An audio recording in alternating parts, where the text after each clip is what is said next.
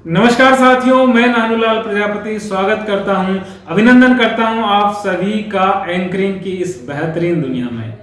जिसके माध्यम से मैं आपके साथ में अपने छोटे से YouTube चैनल के माध्यम से मंच संचालन के कुछ टिप्स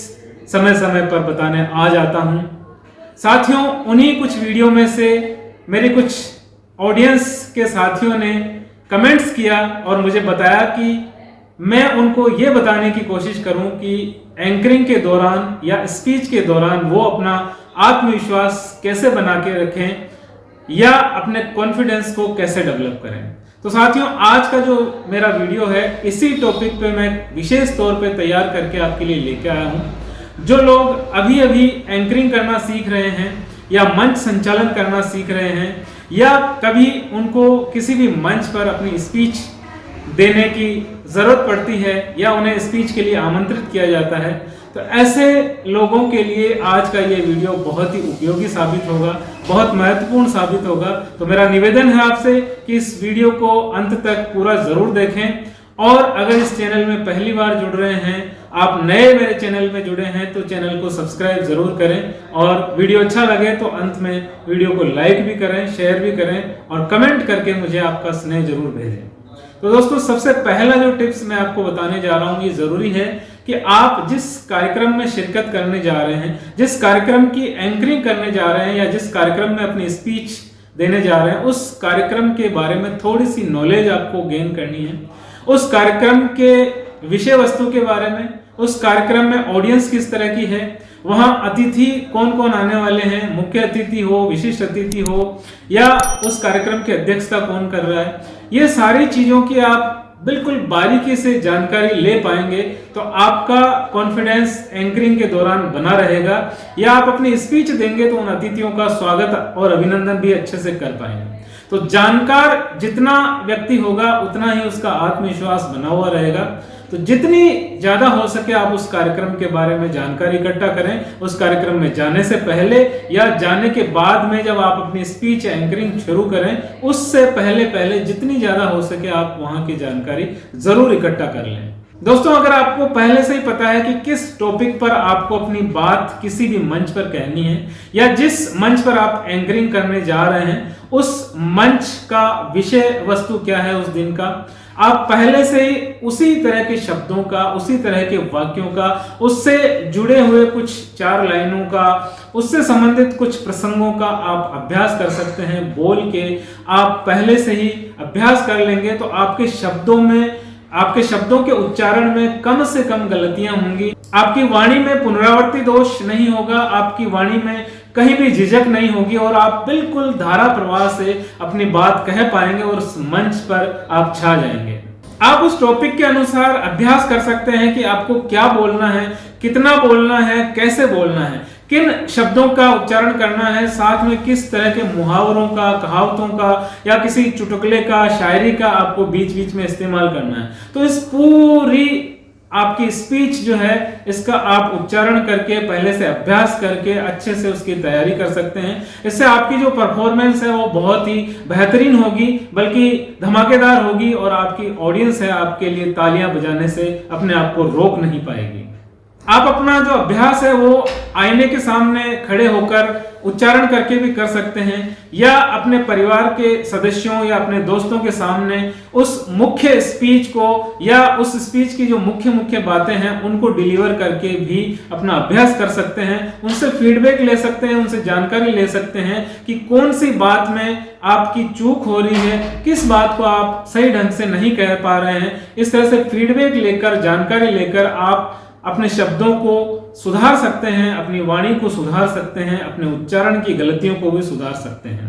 मंच पर जाने से पहले आपके लिए बहुत ही महत्वपूर्ण बात यह है कि आप अपनी स्पीच के लिए, एंकरिंग के लिए जब भी मंच पर जाएं तो पूरे जोश और आत्मविश्वास के साथ में अपने आप को मंच पर उपस्थित करें। आप चाहे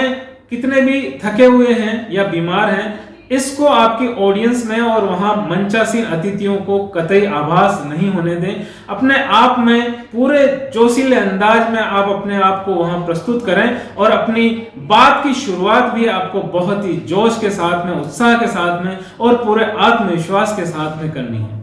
दोस्तों, दुनिया का ऐसा कोई भी व्यक्ति नहीं है जिसको स्टेज पर आने में डर ना लगा हो या जिसे स्टेज फोबिया ना हो।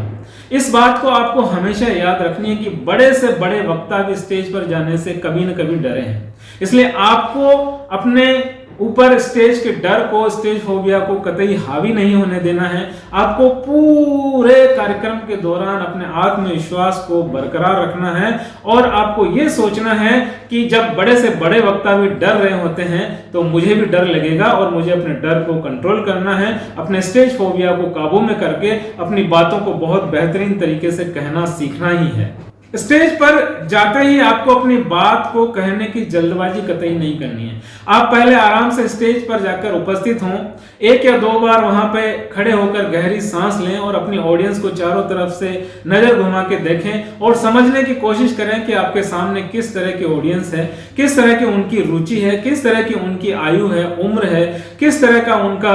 कल्चर है। उसको समझेंगे तो आप अपनी स्पीच को डिलीवर करने में या उस मंच पर एंकरिंग करने में आप बहुत ही ज्यादा महारत हासिल कर पाएंगे। इस तरह के अनुभव आपको धीरे धीरे आएंगे और आपका एक समय ऐसा आएगा कि आप एक जबरदस्त एंकर के रूप में, एक जबरदस्त वक्ता के रूप में अपने आप को विकसित कर पाएंगे। आपको अपनी बात कहते समय हमेशा सकारात्मक सोच अपने आप में बनाए रखनी है। हमेशा हल्की सी मुस्कुराहट आप मंच पर बिखेरते रहें और अपनी ऑडियंस की तरफ हमेशा आई कांटेक्ट बना के रखें। आपका आई कांटेक्ट करने का जो तरीका होगा, आई कांटेक्ट रख के आप अपनी बात ऑडियंस की तरफ कहेंगे तो इससे आपकी जो ऑडियंस है ये समझेगी कि आप बहुत ही अनुभवी वक्ता है, आपको बात रखने का बहुत ही शानदार और जबरदस्त अनुभव है। इस तरह से आपकी जो बात है वो गंभीरता से सुनी जाएगी और आपकी ऑडियंस आपकी तरफ हमेशा देखते हुए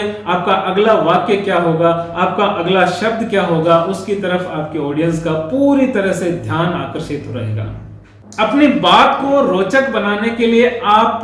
शुरुआत में भी या बीच बीच में भी और अपनी बात को समाप्त करते समय भी किसी जबरदस्त शायरी का इस्तेमाल कर सकते हैं जो उस विषय वस्तु से जुड़ी हुई हो। किसी जोक या चुटकुले का आप इस्तेमाल कर सकते हैं, बहुत ही शानदार प्रेरक प्रसंग का या 4 लाइनों का या कोई ऐसी हंसी मजाक से भरी हुई कोई बात हो, उसका आप अपनी बातों में बीच बीच में उदाहरण देंगे या उनको शामिल करेंगे तो आपकी बात जो है वो मजेदार तरीके से सुनी जाएगी और लोग बीच बीच में आपकी बात को सुनकर तालियां भी बजाते रहेंगे। इस तरह से आप बहुत ही अच्छे अनुभवी वक्ता के रूप में उस पूरी ऑडियंस के बीच में छा जाएंगे।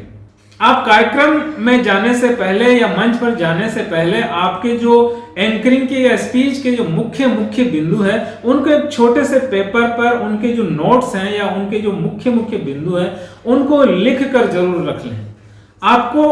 पेपर को पढ़कर अपनी ऑडियंस को नहीं सुनाना है, लेकिन आप अपने पोडियम के ऊपर उन बिंदुओं को रखेंगे और एक सरसरी निगाह से उनको देखेंगे। आपको वो बिंदु याद आ जाएंगे तो आप को 2-3 बातों में सहूलियत रहेगी। एक तो पूरे टाइमलाइन के अकॉर्डिंग जो निर्धारित समय सीमा है उसके अकॉर्डिंग आप अपनी स्पीच को या एंकरिंग को बेहतर तरीके से कर पाएंगे। दूसरा यह कि आप अपनी बात को भूलेंगे नहीं, आपकी जो विषय वस्तु है उससे आप भटकेंगे नहीं, आप उसी विषय वस्तु पर बहुत ही सटीक तरीके से अपनी बात को रख पाएंगे। इससे भी आपका अनुभव निश्चित रूप से आपके ऑडियंस के सामने झलकेगा और आप उसी विषय पर सटीक और सही, संक्षिप्त रूप से, स्पष्ट रूप से और सरलता से आपके ऑडियंस को वो जानकारी दे पाएंगे जो जानकारी देने के लिए आप मंच पर उपस्थित हुए हैं।